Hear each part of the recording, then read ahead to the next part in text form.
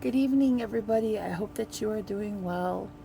I'm going to do a video about narcissistic abuse, narcissistic mothers, narcissistic uh, information, um, just pretty much what I can think of about narcissists and narcissism. So, if this is something that pertains to you, please feel free to stick around, and I hope that I can help you. And if it doesn't pertain to you, feel free to stick around if you would like to learn something new, possibly, or if you don't feel like sticking around, have a great day, and I wish you the best. So, okay. Um, as you may or may not know, I have been putting up daily quotes for about 2, maybe 3 weeks now. At first, they were just general quotes that spoke to me, and as of the last week or so, they've been more like narcissistic or narcissism type quotes. Um, and that is because those are what are really speaking to me right now. Um, I am, for some reason, really going through. Um, I don't know if it's a grief stage so much as it's just more of a trying to figure out what made my mother tick kind of stage. Because she was very much narcissistic. Um, she was horribly abusive and just completely selfish and self centered, and she's just a horrible woman. And I just, I keep struggling with why she was the way she was, why she treated me the way that she treated me, why she was completely different with my brother. How she could flip a switch from being the most evil woman I've ever known to in public being the sweetest, most loving mother that there could possibly be. Um, and as I've gotten older, I've done a lot of research on narcissism, especially narcissistic mothers, and I've uncovered so many things that have answered so many questions. And with those questions, or with those answers, unfortunately, also have come a lot of heartbreak and even more questions that I can't yet find the answers to, but hope to eventually. Number one, the thing that I have the hardest time wrapping my brain around is the fact that my mother, the woman that gave me life, probably never actually loved me. Because narcissistic mothers, generally, as a whole, do not have the ability to genuinely love their daughters. They may act like it, they may love bomb you, where they bestow a bunch of attention and love and gifts upon you, and then before you know it, they're back to abusing you and making you feel like the lowest piece of scum on the earth, and you're just like, what did I do? Like, what the heck? Why? She went from hating me to loving me to back to hating me, and why? What did I? And honestly, that's just normal for the narcissist. They will love bomb you when they feel like they are losing control of you, um, or if they feel that you're starting to catch on to what they're doing, or that you may be getting ready to tell somebody or leave them or whatever.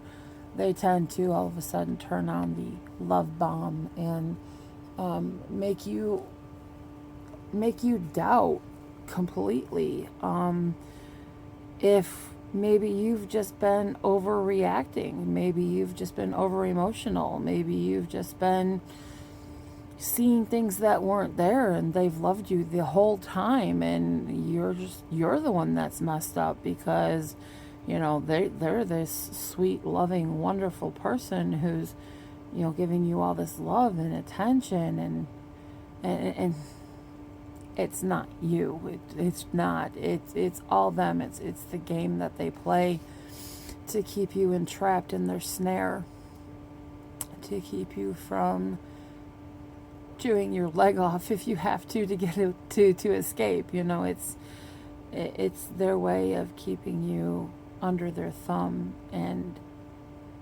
under their abusive, toxic relationship. And that's not just for mothers. I mean, it's for any narcissist out there. Every narcissist will love bomb you at some point. They will, and it can last for a few hours to several weeks. Long enough to make you go, I'm just the crazy one. I'm the one that's overreacting. Clearly, I'm just having some sort of mood swing, or maybe I'm getting close to my cycles and my hormones and my moods are all messed up, or maybe I've just been in a bad mood and I've been misreading their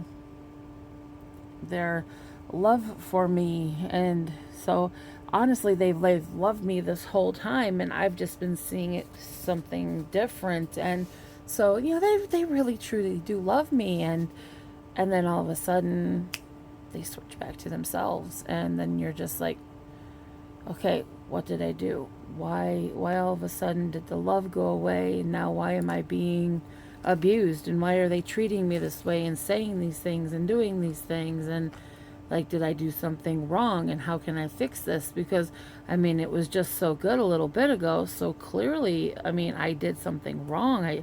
I must have upset them somehow because they were so good to me. Why are they all of a sudden being so bad to me? And again, it's not you. It's not anything you've done. It's them.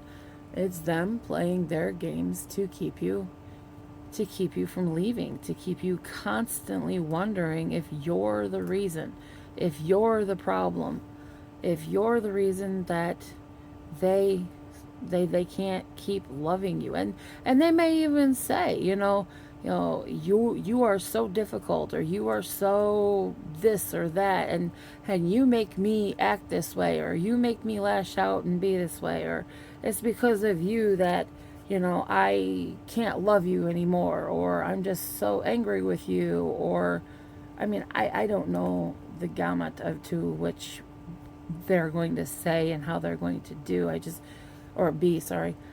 know that based on my life with my mom, it was constantly a roller coaster of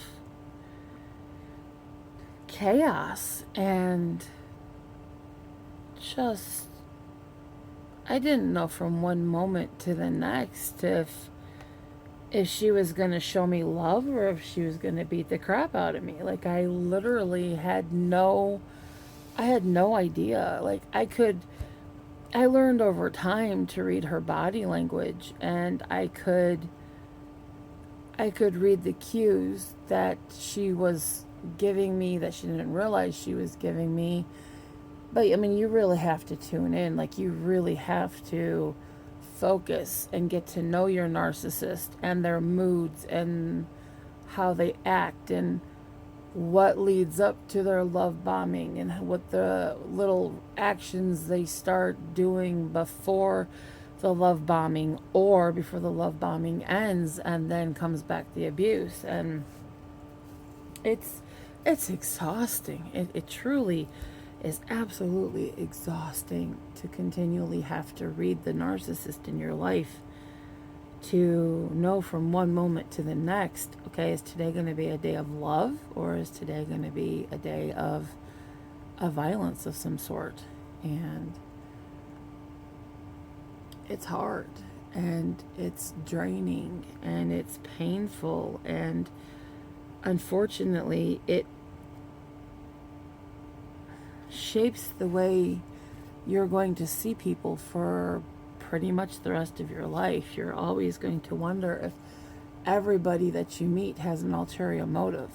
Are they just showing you their happy face at that moment, and then after you get to know them or you get in a relationship with them, are they then going to Dr. Jekyll, Mr. Hyde on you? Are they going to become, this abusive, horrible person, and away goes the kind, compassionate, genuine Prince Charming slash loving mother, whatever they are to you. You know what I'm saying? Like, it's just, you just you can't ever really know somebody until you've gotten in to know them, and then sometimes, or most of the time, it's too late then. So you got to try to learn to read early on if you can. Learn how to read the person that you're with before you jump head first into the relationship with them. Now, in the event that they're your mother or your father or your brother or your sister or your aunt or your uncle, your grandparents, a family member, you're involved from the moment basically you're conceived. So it's kind of like, it's not like a new boyfriend or a girlfriend where you have time to kind of, read cues or read in between the lines, or, kind of get to know them without, you know, without jumping in and being totally blind struck. Whereas with your family, you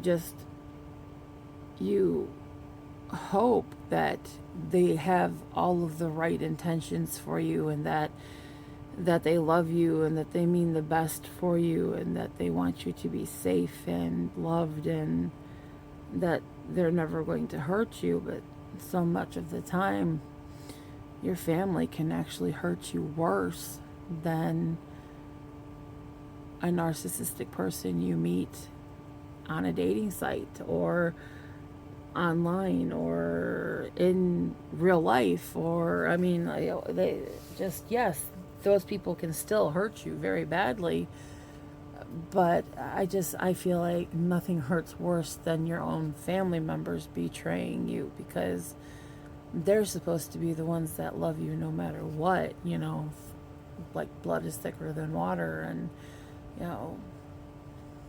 all that stuff, the cliche stuff. But in my situation, my narcissist, my mother, didn't honor the blood is thicker than water pact of the family. She was willing to do whatever it took to get whatever she wanted, and she didn't care how she got it. And if you watch one of my other narcissistic videos, I think it's the last one I posted in my narcissistic file, I talk about how my mother sold me to a man named, I'm calling him Jay. She sold me to him for sexual pleasure, so that the money she received from my sexual services to him, which I had no clue about, she wanted to buy clothes and makeup and jewelry and alcohol, because she was an alcoholic, and so she was willing to sell me for my body to be used for things that I didn't consent to at 10 years old. And she didn't care, because she got what she wanted, and that's all that mattered to her. And I wasn't a human being. I was property. I was something to be bought, something to be sold, something to be used, something to gain her what she wanted. And narcissists will stop at nothing to get what they want.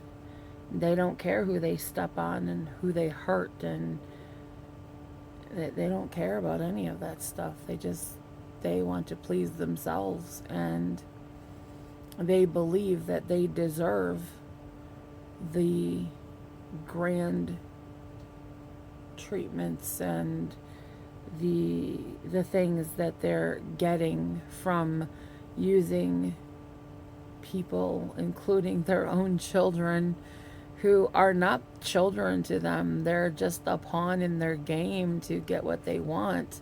Narcissistic mothers, narcissistic parents don't see their children as people to be loved and protected and treasured and cared for. They see them as game pieces and a way to get what they want from people. And they will use whoever in whatever way that serves them the purpose of what they want. Another thing narcissists are good for is turning people against you. And my narcissist turned my entire family against me by saying, when I was,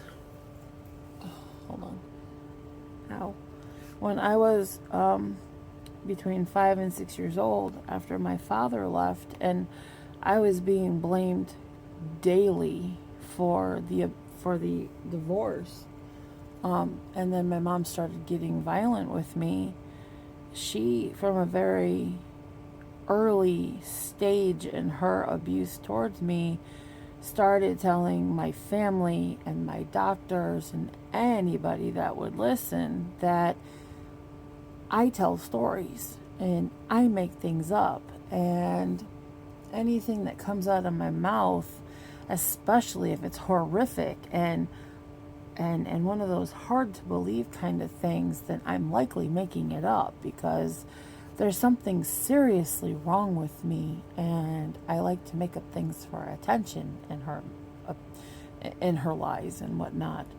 And unfortunately, because she was so conniving and so convincing and so good at what she did, she literally got my entire family, all of my doctors and therapists, she got them all believing that I was the one that was messed up, that I was the one that was crying wolf, that I was lying to receive attention, I was begging for help and a way to leave the situation because I don't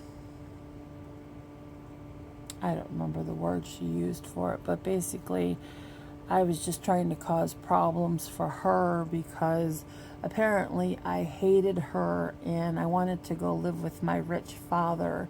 And so I was willing to do and say anything that could get me removed from her custody and to put in with my father and his money bags, as she called them. She used to refer to my father as Daddy Warbucks. Now, my father has never been rich, but yes, at one point he was well off.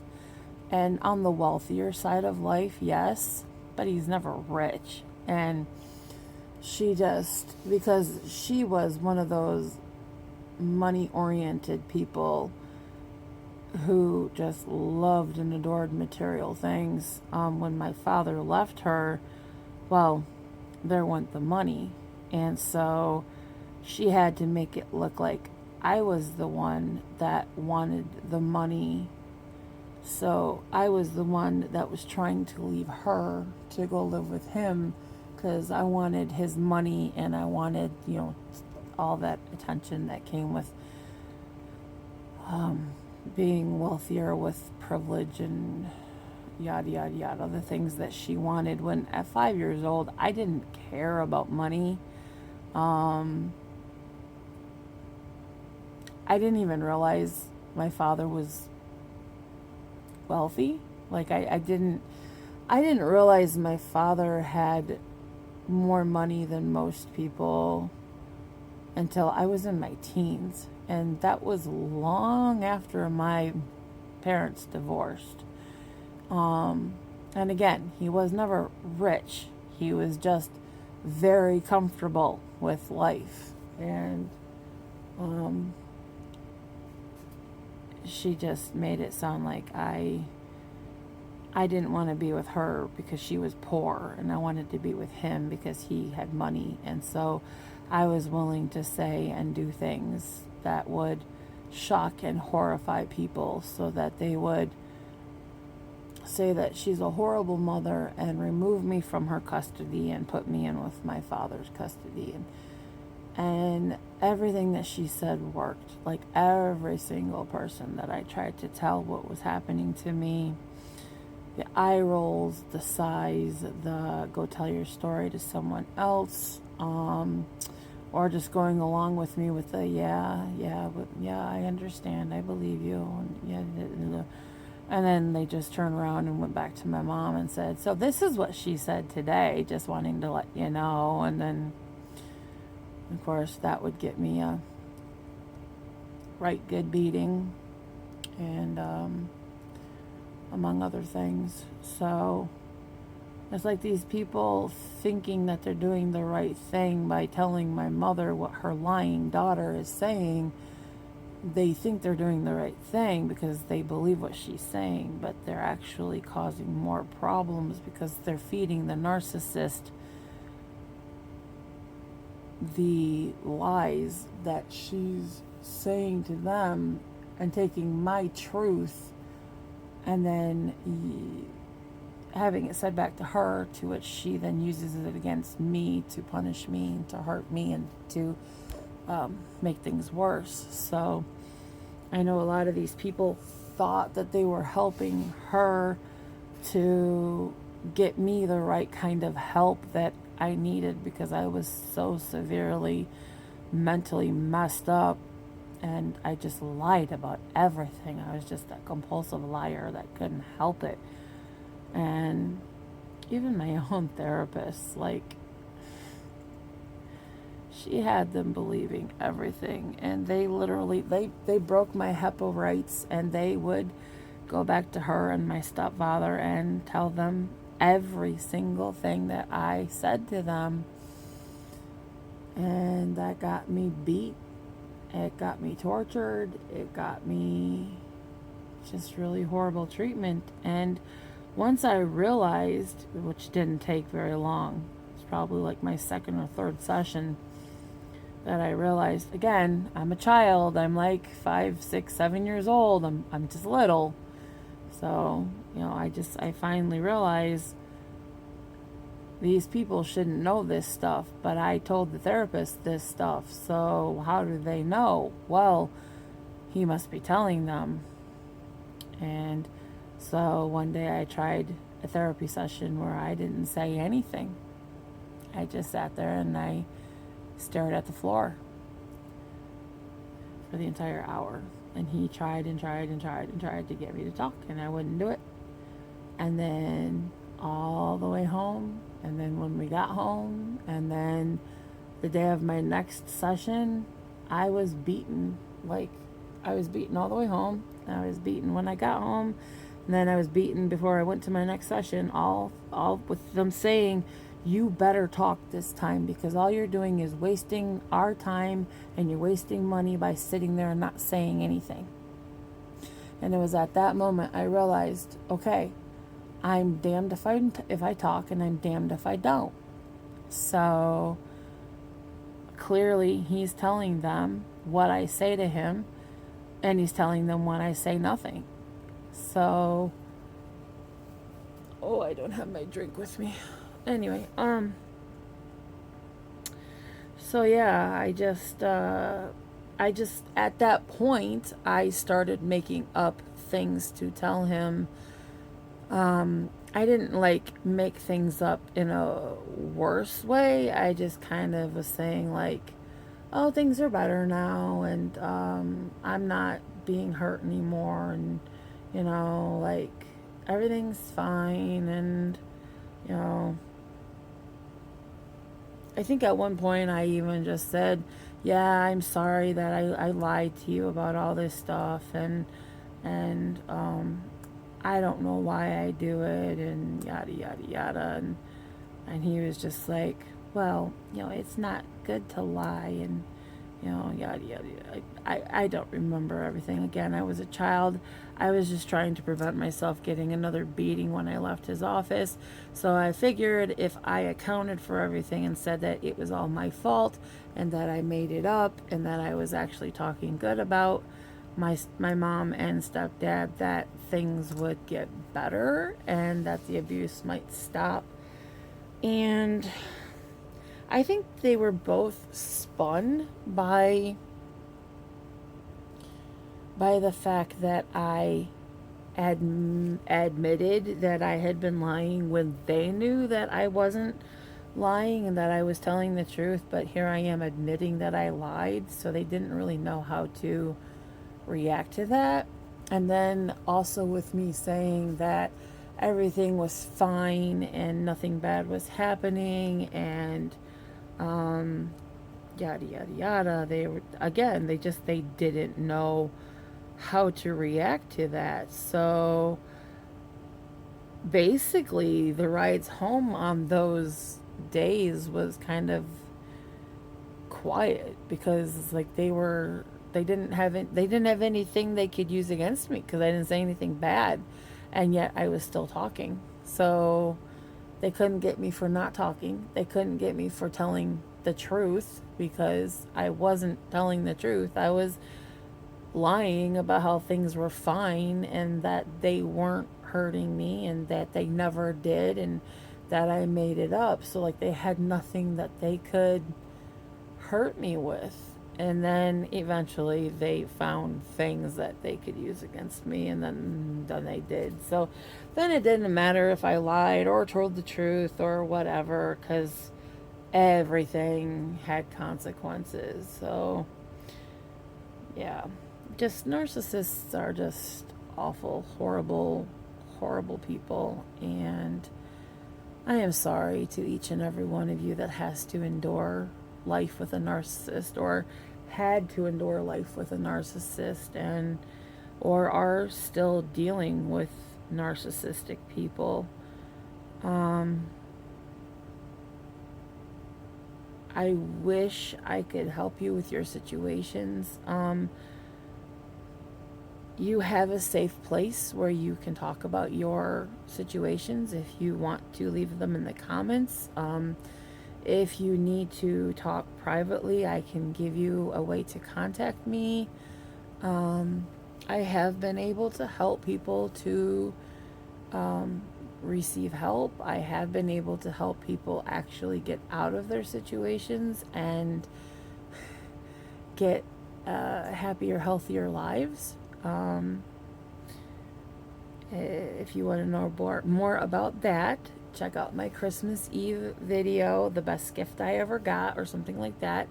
And I talk about a person named A who had been abused for like 15 years, and I was finally able to convince them to call these specific numbers for their area.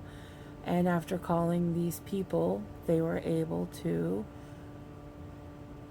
help A to escape the situation they were in. And they have been free and loving their life ever since they left. I think it was on Christmas Eve or the day before they left their abusive situation.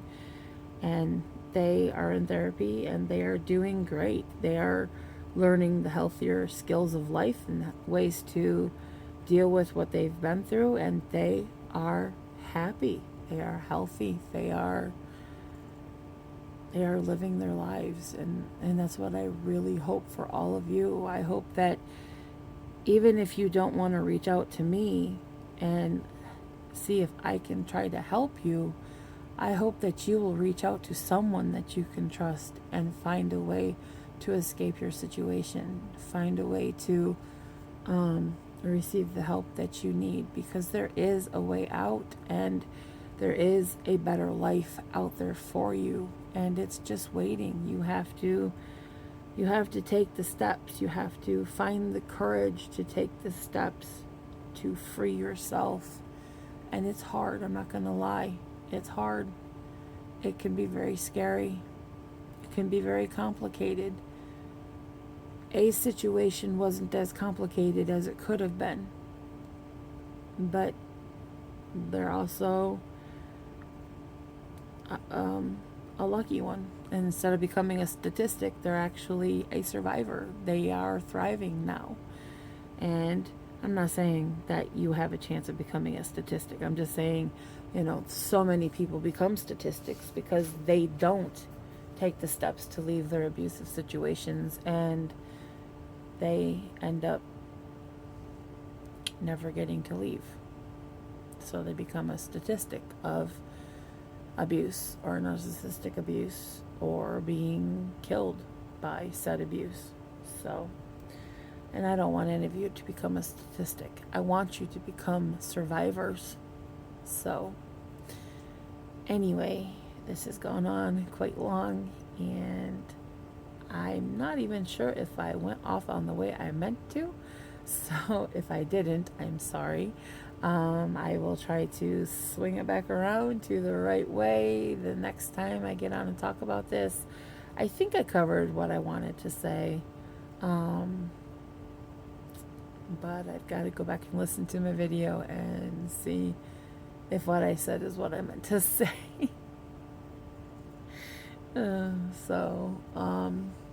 If this goes up, then obviously I felt it covered pretty much what I was trying to get on to say today.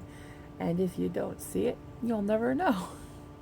So, anyway, I will be back in a few days, and I will talk more about more narcissistic stuff. I will have more quotes coming, and I may even eventually share some of my poetry. I haven't really decided if I'm going to do that yet. So if this was helpful to you in any way, shape, or form, please let me know in the comments below or give me a thumbs up. I really appreciate positive, happy, good comments. And by that I mean, anything that's not trolling. You don't have to be like all sunshines and butterflies and, happy stuff. No. What I mean by happy comments, I mean like you're not making fun of me, me or my situation, or, you're not being mean. I want you to be you. I want you to, if I've covered something that you want more information on, or it resonated with you and you want to hear more about it, or if you need somebody to talk to, or anything that I can be helpful with, let me know.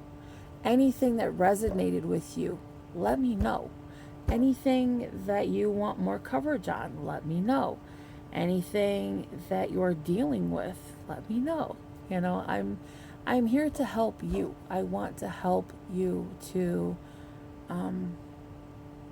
find your freedom and take back your life and be happy and be healthy. And I know that escape is out there, because I escaped my narcissist, and no, it wasn't easy. Now, my situation is definitely going to be different than yours, just as yours is definitely going to be different from everybody else's. We all have to go through our own journey, but in the end, we can all escape. We can all be free.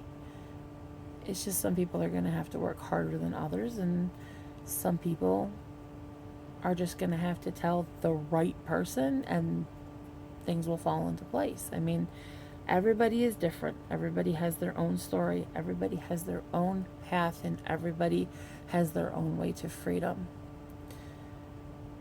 And if I can be of any assistance, please let me know. I also wouldn't mind if you like my content, to subscribe, maybe hit the bell so you're notified when I post. I do post a variety of things, including reviews and things like that. And I know not everybody's into product reviews, just like not everybody's into abuse stuff and narcissistic stuff. And so I can understand if you don't want to be notified, but at the same time, you could be notified, find out what it is, and decide if you want to watch it or not. So, I mean, and go from there. But again, you also don't have to. So, I think that's all I've got for today. So take care, be blessed. I love you all. And I am planning to go live Wednesday, the 7th at 3 o'clock Eastern Standard Time. And I hope to see you all. I think the topic's going to be more about narcissistic abuse, narcissistic mothers, and other things of this topic. Or if people don't want to talk about that, we can figure out what to talk about at that time. All right. I love you all. Be safe. Bye.